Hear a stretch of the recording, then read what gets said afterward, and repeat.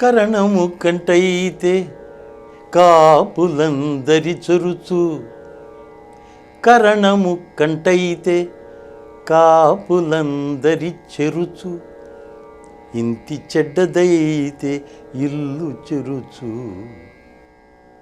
కులహీన కుచితుండు కులమెల్ల చెరుచురా, కులహీన కుచితుండు కులమెల్ల చెరుచురా. నాద బ్రహ్మానంద నారాయణ కవి, ನಾರಾಯಣ ಕವಿ, ನಾರಾಯಣ ಕವಿ. ಈ ಪದ್ಯದಲ್ಲಿ ಸದ್ಗುರು ಯೋಗಿನಾರಾಯಣ ತಾತಯ್ಯನವರು ಗೃಹಸ್ಥನಾಗಿ ನಾವು ಹೇಗಿರಬೇಕು ಎಂಬತಕ್ಕಂಥದ್ದನ್ನು ತಿಳಿಯಪಡಿಸ್ತಾರೆ. ಗೃಹಸ್ಥಾಶ್ರಮ ಧರ್ಮದಲ್ಲಿ ಸಂಸಾರ ಇರುತ್ತೆ.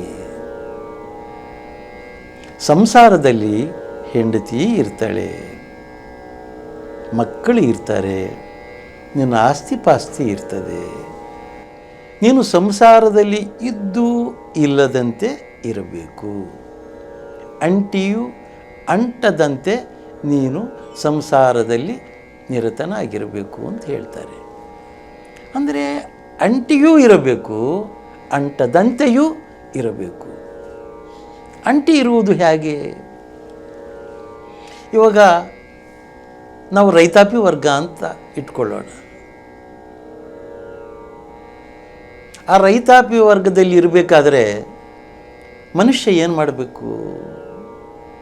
ತಾನು ರೈತನಾಗಿರಬೇಕಾದ್ರೆ ತನ್ನ ಆಸ್ತಿ ಪಾಸ್ತಿಯನ್ನು ಸರಿಯಾಗಿ ನೋಡ್ಕೋಬೇಕು.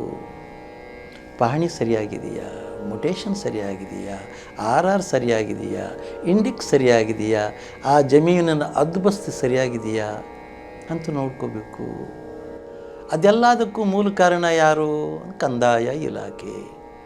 ಆ ಕಂದಾಯ ಇಲಾಖೆಯಲ್ಲಿ ಇರ್ತಕ್ಕಂಥವರು ಹಿಂದೆ ಕರಣಮು ಅಂತಿದ್ದರು, ಕರಣಿಕರು ಅಂತ. ಅಂದರೆ ಶಾನುಭೋಗರು, ಪಟೇಲರು ಇದ್ದರು. ಆದರೆ ಸ್ವಾತಂತ್ರ್ಯ ಬಂದ ನಂತರ ಅದನ್ನೆಲ್ಲ ಕಿತ್ತು ಹಾಕಿ, ಪಟೇಲರನ್ನು, ಶಾನುಭಾಗ್ ಹುದ್ದೆಗಳನ್ನು ಕಿತ್ತು ಹಾಕಿ ಗ್ರಾಮ ಲೆಕ್ಕಿಗ ಅಂತ ಮಾಡಿದ್ದಾರೆ ಸರ್ಕಾರ. ಅದಕ್ಕೋಸ್ಕರ ಅಂತಹ ಕರಣಿಕ ಅವನ ಹತ್ರ ಬಹಳ ಜಾಗೃತಿಯಾಗಿರ್ಬೇಕು ನೀನು. ಅವನನ್ನು ವಿರೋಧ ಮಾಡ್ಕೋಬೇಡ. ಒಂದು ವೇಳೆ ನೀನು ಕರಣಿಕನನ್ನೇನಾದರೂ ವಿರೋಧ ಮಾಡ್ಕೊಂಡ್ಬಿಟ್ರೆ ನಿನ್ನ ಪಹಣಿಗಳಲ್ಲೋ ಮೊಟೇಷನಲ್ಲೋ ಏನಾದರೂ ವ್ಯತ್ಯಾಸ ಮಾಡ್ಬೋದು. ಆಗ ನಿನಗೆ ತೊಂದರೆ ಆಗ್ತದೆ. ನಿರಂತರ ನೀನು ತಾಲೂಕು ಕಚೇರಿಗೆ ತಿರುಗುವಂತಹದ್ದೇ ಆಗ್ತದೆ ನಿನ್ನ ಕೆಲಸ. ಆದ್ದರಿಂದ ಈ ಕರಣಮು ಎಂಬತಕ್ಕಂತಹ ಈ ಕಂದಾಯ ಇಲಾಖೆಯಲ್ಲಿರ್ತಕ್ಕಂತಹ ಒಂದು ಗ್ರಾಮ ಲೆಕ್ಕಿಗ ಆಗಬಹುದು, ಶೇಖದಾರ್ ಆಗಿರ್ಬೋದು, ತಹಸೀಲ್ದಾರ್ ಆಗಿರಬಹುದು. ಅವರನ್ನು ಕಂಟು ಮಾಡ್ಕೋಬೇಡ. ಅವರಲ್ಲಿ ವಿಶ್ವಾಸದಿಂದಿರು. ವಿಶ್ವಾಸದಿಂದಿದ್ದು ನೀನು ಪರಮಾತ್ಮನ ಕಡೆಗೆ ನಿನ್ನ ಮನಸ್ಸನ್ನು ಹರಿಸ್ತಾ ಇರು. ಲೌಕಿಕದಲ್ಲಿ ವಿಶ್ವಾಸದಲ್ಲಿರು, ಆದರೆ ನಿನ್ನ ಮನಸ್ಸು ಮಾತ್ರ ಪರಮಾತ್ಮನಲ್ಲಿ ಇರಲಿ ಅಂತ ಮೊದಲನೆಯ ವಾಕ್ಯದಲ್ಲಿ ಹೇಳ್ತಾರೆ. ಇನ್ನು ಎರಡನೆಯ ವಾಕ್ಯದಲ್ಲಿ ಏನು ಹೇಳ್ತಾ ಇದ್ದಾರೆ ಅಂತಂದರೆ, ಒಂದು ವೇಳೆ ನೀನು ಸಂಸಾರಿಯಾಗಿ ಗೃಹಸ್ಥಾಶ್ರಮ ಧರ್ಮದಲ್ಲಿ ಇದ್ದುಕೊಂಡಿದ್ದರೂ ಕೂಡ ಗೃಹಸ್ಥಾಶ್ರಮದಲ್ಲಿ ಇದ್ದಾಗ ನೀನು ಹೆಂಡತಿಯಲ್ಲಿ ಬಹಳ ವಿಶ್ವಾಸದಿಂದ ಇರಬೇಕು. ಆ ಹೆಂಡತಿಯನ್ನು ವಿಶ್ವಾಸವನ್ನು ತಗೋಬೇಕು. ಆ ಹೆಂಡತಿಯೇ ಎಲ್ಲದಕ್ಕೂ ಕಾರಣ. ಹೆಂಡತಿ ಇಲ್ಲದೆ ಇದ್ದರೆ ಏನೂ ಮಾಡೋಕ್ಕಾಗೋದಿಲ್ಲ. ಯಾವ ಹೆಣ್ಣು ಮನೆಯಲ್ಲಿ ಸಂತೃಪ್ತಳಾಗಿ ಇರ್ತಾಳೋ, ಸುಖವಾಗಿರ್ತಾಳೋ, ನಗನಗ್ತಾ ಇರ್ತಾಳೋ ಆ ಮನೆ ಬೆಳಗ್ತದೆ. ಆ ಮನೆಯಲ್ಲಿ ಕಷ್ಟ ಗೊತ್ತಾಗೋದಿಲ್ಲ. ಯಾವ ಮನೆಯಲ್ಲಿ ಹೆಣ್ಣು ಕಣ್ಣೀರಿಡ್ತಾಳೋ, ನಿರಂತರ ಗೋಳಾಡ್ತಾ ಇರ್ತಾಳೋ ಆ ಮನೆಯಲ್ಲಿ ಲಕ್ಷ್ಮಿ ಅಂದರೆ ಸಿರಿಯು ಓಡಿ ಹೋಗ್ತಾಳೆ. ಅದಕ್ಕೋಸ್ಕರ ಹೆಣ್ಣು ಬಹಳ ಮುಖ್ಯ, ಬಹಳ ಮುಖ್ಯ, ಬಹಳ ಮುಖ್ಯ. ಹೆಂಡತಿಯನ್ನು ಜೋಪಾನವಾಗಿ ನಾವು ನೋಡ್ಕೋಬೇಕು. ಹೆಣ್ಣಿನಿಂದಲೇ ಪರವು, ಹೆಣ್ಣಿನಿಂದಲೇ ಇಹವು, ಹೆಣ್ಣಿನಿಂದಲೇ ಸಕಲ ಸಂಪದವು, ಲೋಕಕ್ಕೆ ಹೆಣ್ಣೆ ಮಾಣಿಕವು ಅಂತ ಹೇಳ್ತಾರೆ ಹಿರಿಯರು. ಎಲ್ಲವೂ ಕೂಡ ಹೆಣ್ಣೆ. ಬೆಚ್ಚನೆಯ ಮನೆಯಿದ್ದು ವೆಚ್ಚಕ್ಕೆ ಹಣವಿದ್ದು, ಬೆಚ್ಚನೆಯ ಮನೆಯಿದ್ದು ವೆಚ್ಚಕ್ಕೆ ಹಣವಿದ್ದು, ಇಚ್ಛೆಯನ್ನರಿಯುವ ಸತಿ ಇರಲು ಸ್ವರ್ಗಕ್ಕೆ ಕಿಚ್ಚು ಹಚ್ಚಂದ ಸರ್ವಜ್ಞ ಅಂತ ಹೇಳ್ತಾರೆ ಸರ್ವಜ್ಞ ಮೂರ್ತಿ. ಇದಕ್ಕಿಂತಲೂ ಬೇಕಾ? ಇಚ್ಛೆಯನ್ನರಿಯುವ ಸತಿ ಅಂತ ಹೇಳ್ತಾರೆ. ಅಂದರೆ ಗಂಡನ ಮನಸ್ತತ್ವವನ್ನು ಅರಿಯತಕ್ಕಂಥ ಹೆಂಡತಿ ಬೇಕು. ಗಂಡನ ಮನಸ್ತತ್ವ ಏನು ಎಂಬತಕ್ಕಂತಹದ್ದನ್ನು ತಿಳಿಯತಕ್ಕಂತಹ ಸತಿ ಬೇಕು. ಅಂತಹ ಸತಿ ಬಹಳ ಮುಖ್ಯ.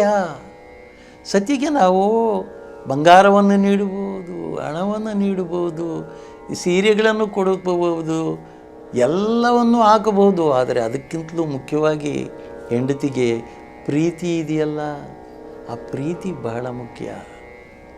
ಹೆಂಡತಿಯನ್ನು ಪ್ರೀತಿಯಿಂದ ನೋಡ್ಕೋಬೇಕು. ಯಾವತ್ತೂ ಹೆಂಡತಿಯಲ್ಲಿ ಜಗಳ ಆಡಬಾರ್ದು, ಎಚ್ಚರಿಕೆಯಾಗಿರು ಅಂತ ಸದ್ಗುರು ಯೋಗಿನಾರಾಯಣ ತಾತಯ್ಯನವರು ಗೃಹಸ್ಥನಾಗಿರತಕ್ಕಂಥವನಿಗೆ ತನ್ನ ಹೆಂಡತಿಯನ್ನು ಹೇಗೆ ನೋಡ್ಕೋಬೇಕು ಅಂತ ಹೇಳ್ತಾರೆ. ಇನ್ನು ಮುಂದಕ್ಕೆ ಹೋಗಿ ಮಕ್ಕಳು ಯಾವ ರೀತಿ ಇರಬೇಕು. ಒಂದು ವೇಳೆ ಕೆಟ್ಟ ಮಕ್ಕಳು ಹುಟ್ಟುಬಿಟ್ರೆ ಏನಾಗ್ತಾರೆ? ಸಮಾಜಕ್ಕೆ ಕೆಟ್ಟದಾಗ್ತದೆ ಆ ಮಕ್ಕಳಿಂದ. ತಂದೆ ತಾಯಿ ಗಮನಿಸಬೇಕು. ನನ್ನ ಮಕ್ಕಳು ಯಾರ ಜೊತೆ ಸೇರ್ತಾ ಇದ್ದಾರೆ, ಯಾಕೆ ಇಷ್ಟೊತ್ತಿಗೆ ಬರ್ತಾ ಇದ್ದಾರೆ, ಯಾವಾಗಲೂ ಯಾಕೆ ಮೊಬೈಲನ್ನೇ ನೋಡ್ತಾ ಇರ್ತಾರೆ, ಇದನ್ನೆಲ್ಲ ಕೂಡ ಗಮನಿಸಬೇಕು. ಮಕ್ಕಳು ಹೇಗಿದ್ದಾರೆ ಅಂತ. ಮಕ್ಕಳನ್ನು ಒಳ್ಳೆಯ ದಾರಿಯಲ್ಲಿ ಕರೆದುಕೊಂಡು ಹೋಗ್ತಕ್ಕಂತಹದ್ದು ತಂದೆ ತಾಯಿಗಳ ಕರ್ತವ್ಯ. ಒಂದು ವೇಳೆ ಮಕ್ಕಳು ಕೆಟ್ಟು ಹೋಗ್ಬಿಟ್ರೆ ಏನು ಮಾಡೋಕ್ಕಾಗ್ತದೆ? ಮಕ್ಕಳು ಒಳ್ಳೆಯವರಾದರೆ ಅದಕ್ಕಿಂತಲೂ ಸುಖ ಮತ್ತೊಂದೇನಿದೆ? ಒಬ್ಬ ಮಗ ಹುಟ್ಟಿದರೆ ಉತ್ತಮನಾಗಿರ್ತಕ್ಕಂತಹ ಮಗ ಇಡೀ ವಂಶವೇ ಉದ್ಧಾರ ಆಗ್ತದೆ ಅಂತಾರೆ ಕನಕದಾಸರು. ಮುಕ್ತರಾದರು ಎನ್ನ 101 ಕುಲದವರು, ಮುಕ್ತರಾದರು ಎನ್ನ 101 ಕುಲದವರು, ಮುಕ್ತಿ ಮಾರ್ಗಕ್ಕೆ ಹಾದಿ ನಾನಾದೆನೋ,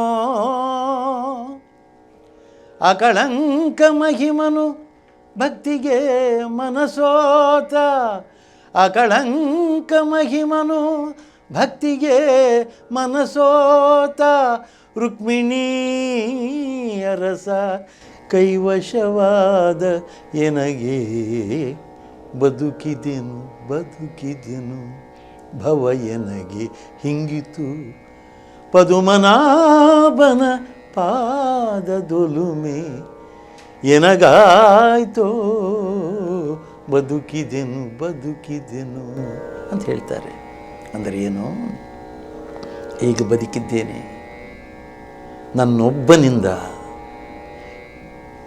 ಮುಕ್ತರಾದರು ಎಲ್ಲ 101 ವಂಶಸ್ಥರು, ನನ್ನ ತಂದೆ ತಾತ, ಅವ್ರ ತಾತ, ಮುತ್ತಾತ, ಈ ಕಡೆ ತಾಯಿ ಅಜ್ಜಿ, ಈ ರೀತಿ 101 ಆ ವಂಶದಲ್ಲಿರ್ತಕ್ಕಂಥವ್ರಿಗೆಲ್ಲ ಕೂಡ ಮುಕ್ತಿ ಸಿಕ್ಕಿತು ಅಂತ ಹೇಳ್ತಾರೆ.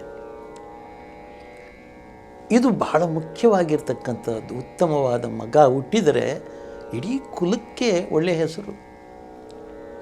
ರಾಮನೊಬ್ಬನು ಹುಟ್ಟಿ ಆ ರವಿಕುಲಕ್ಕೆಲ್ಲ ಕೀರ್ತಿ ಬಂತು. ಆ ದುರ್ಯೋಧನ ಹುಟ್ಟಿ ವಂಶವೇ ನಾಶನವಾಯಿತು. ಅದಕ್ಕೋಸ್ಕರ ಉತ್ತಮವಾಗಿರ್ತಕ್ಕಂಥ ಮಗನು ಹುಟ್ಟಿದರೆ ಇಡೀ ವಂಶವೇ ಬೆಳಗುತ್ತದೆ. ಕೆಟ್ಟ ಮಗನೇನಾದರೂ ಹುಟ್ಟಿದರೆ ವಂಶವೇ ಹೋಗ್ತದೆ. ಅಂತಹವನನ್ನು ಸರಿಯಾದ ದಾರಿಗೆ ತರಬೇಕಾಗಿರ್ತಕ್ಕಂತಹದ್ದು ತಂದೆ ತಾಯಿಗಳ ಕರ್ತವ್ಯವಾಗಿದೆ. ನೋಡಿ, ಭಗೀರಥನು ಆ ಪಿತೃಗಳಿಗೋಸ್ಕರ ಎಷ್ಟೊಂದು ತಪಸ್ಸು ಮಾಡ್ತಾನೆ ಭಗೀರಥ. ತಪಸ್ಸು ಮಾಡಿ ಆ ಗಂಗಾಮಾತೆಯನ್ನು ಭೂಮಿಗೆ ತಂದನಲ್ವೇ ಭಗೀರಥ. ಅಂಥ ಮಕ್ಕಳು ಹುಟ್ಟಬೇಕಲ್ವೇ ಕುಲದಲ್ಲಿ. ಆ ಭಗೀರಥನಿಂದ ಇಡೀ ಸಗರನ ಆ ವಂಶವೆಲ್ಲ ಕೂಡ ಉದ್ಧಾರ ಆಯ್ತಲ್ವೇ. ಅದಕ್ಕೋಸ್ಕರ ಉತ್ತಮವಾಗಿರ್ತಕ್ಕಂತಹ ಮಕ್ಕಳನ್ನು ನಾವು ಬೆಳೆಸಬೇಕು. Tell your friends, I will tell your character and conduct ಅಂತ ಹೇಳ್ತಾರೆ. ನಿನ್ನ ಸ್ನೇಹಿತರಾರೋ ಹೇಳು, ನಿನ್ನ ಗುಣಾವಗುಣಗಳನ್ನು ನಾನು ಹೇಳ್ತೀನಿ ಅಂತ ಹೇಳ್ತಾರೆ ಮನೋವಿಜ್ಞಾನಿಗಳು. ಅಂದರೆ ನಮ್ಮ ಮಕ್ಕಳು ದುರ್ಜನರ ಜೊತೆ ಇದ್ದಾರಾ, ಸಜ್ಜನರ ಜೊತೆ ಇದ್ದಾರಾ, ಎಂತಹವರ ಜೊತೆ ಓಡಾಡ್ತಾ ಇದ್ದಾರೆ, ನನ್ನ ಮಗಳಾಗಲಿ ಮಗನಾಗಲಿ ಯಾವ ರೀತಿ ಇದ್ದಾರೆ ಎಂಬತಕ್ಕಂತಹದ್ದನ್ನು ಮೊದಲು ತಂದೆ ತಾಯಿಗಳು ಪರೀಕ್ಷಿಸಬೇಕು ಎಂಬತಕ್ಕಂತಹದ್ದೇ ಸದ್ಗುರು ಯೋಗಿನಾರಾಯಣ ತಾತಯ್ಯನವರ ಒಂದು ವಿಷಯ. ಅದಕ್ಕೆ ಅವರು ಉತ್ತಮನಾಗಿರ್ತಕ್ಕಂತಹ ಮಗ ಇರಬೇಕು, ಉತ್ತಮವಾಗಿರ್ತಕ್ಕಂತಹ ಹೆಂಡತಿ ಇರಬೇಕು, ಹೆಂಡತಿಯನ್ನು ಚೆನ್ನಾಗಿ ಜೋಪಾನವಾಗಿ ನೋಡ್ಕೋಬೇಕು, ಮಗನನ್ನು ಚೆನ್ನಾಗಿ ಜೋಪಾನವಾಗಿ ನೋಡ್ಕೋಬೇಕು. ಸಂಸಾರಿಯಾಗಿದ್ದುಕೊಂಡು ನೀನು ನಿನ್ನ ಆಸ್ತಿ ಪಾಸ್ತಿ ಮನೆ ವ್ಯವಹಾರ ಎಲ್ಲರಲ್ಲೂ ಕೂಡ ಒಂದಾಗಿರಬೇಕು. ಅಂದರೆ ಹುಲ್ಲಾಗು ಬೆಟ್ಟದಡಿ ಮನೆಗೆ ಮಲ್ಲಿಗೆಯಾಗು, ಬೆಲ್ಲ ಸಕ್ಕರೆಯಾಗು ದೀನ ದುರ್ಬಲರಿಂಗೆ, ಎಲ್ಲರೊಳಗೊಂದಾಗು ಮಂಕುತಿಮ್ಮ ಅಂತ ಹೇಳ್ತಾರೆ ಡಿ ವಿ ಜಿಯವರು. ಅಂದರೆ ಉತ್ತಮವಾಗಿರ್ತಕ್ಕಂತಹ ಮಗು ಇದ್ದರೆ ಯಾವ ರೀತಿ ಇರಬೇಕು ಮನುಷ್ಯ.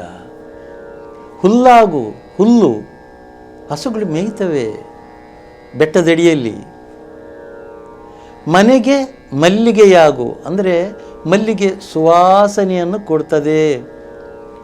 ಮನೆಗೆ ನೀನು ಅಷ್ಟು ಒಳ್ಳೆಯವನಾಗು, ನಿನ್ನಿಂದ ಸುವಾಸನೆಯಾಗಲಿ, ಮನೆಯೆಲ್ಲ ಉದ್ಧಾರವಾಗಲಿ. ಬೆಲ್ಲ ಸಕ್ಕರೆಯಾಗು ದೀನ ದುರ್ಬಲರಿಂಗೆ, ಆ ದೀನ ದುರ್ಬಲರಿಗೆ ನೀನು ಯಾವ ರೀತಿ ಇರಬೇಕಪ್ಪ. ಬೆಲ್ಲ ಸಕ್ಕರೆ ಎಷ್ಟು ಸಿಹಿ ಕೊಡ್ತದೆ. ಬೆಲ್ಲ ಸಕ್ಕರೆ ಇದ್ದಾಗ ಎಷ್ಟು ನೊಣಗಳು ಬಂತವೆ ಅಲ್ಲಿ ತಿಂತವೆ. ಎಷ್ಟು ಜನರಿಗೆ ಪ್ರೀತಿಯ ಬೆಲ್ಲ ಸಕ್ಕರೆ ಅಂದರೆ. ಆ ರೀತಿ ಪ್ರೀತಿ ಉಳ್ಳವನಾಗು. ಮುಖ್ಯವಾಗಿ ಏನು, ಎಲ್ಲರೊಳಗೊಂದಾಗು ಮಂಕುತಿಮ್ಮ, ಎಲ್ಲರೊಳಗೊಂದಾಗು. ಅಂದರೆ ಇವರು ನಿನ್ನವರು, ಇವರು ನನ್ನವರು ಎಂಬತಕ್ಕಂತಹ ಭೇದವನ್ನು ನೀನು ಇಟ್ಕೋಬೇಡ. ಎಲ್ಲರಲ್ಲೂ ಕೂಡ ನೀನು ಒಂದಾಗಿ ಇರು ಅಂತ ಹೇಳ್ತಾರೆ. ಈ ಪದ್ಯದ ಅರ್ಥ ನಾವು ತಿಳ್ಕೋಬೇಕಾದರೆ, ಗೃಹಸ್ಥನಾಗಿ ನೀನು ಸಂಸಾರದಲ್ಲಿ ಇದ್ದುಕೊಂಡು ಎಲ್ಲರಲ್ಲೂ ಇದ್ದುಕೊಂಡು ಹೆಂಡತಿಯನ್ನು ಚೆನ್ನಾಗಿ ನೋಡಿಕೊಂಡು ಮಕ್ಕಳನ್ನು ಚೆನ್ನಾಗಿ ನೋಡಿಕೊಂಡು ಸಹಪಾಠಿಗಳಲ್ಲೊಂದು ಸ್ನೇಹಿತರಲ್ಲೂ ಕೂಡ ಉತ್ತಮವಾಗಿ ಇರಬೇಕು ಎಂಬತಕ್ಕಂಥದ್ದು ತಾತಯ್ಯನವರ ವಾಣಿಯಾಗಿದೆ. ಇದನ್ನು ನಾವೆಲ್ಲರೂ ಕೂಡ ಪಾಲಿಸಬೇಕಾಗಿರ್ತಕ್ಕಂತಹದ್ದು ನಮ್ಮ ಆದ್ಯ ಕರ್ತವ್ಯವಾಗಿದೆ ಅಂತ ಹೇಳಿ ಎಲ್ಲರಿಗೂ ಕೂಡ ಕೈ ಮುಗಿತಾ ಇದ್ದೇನೆ.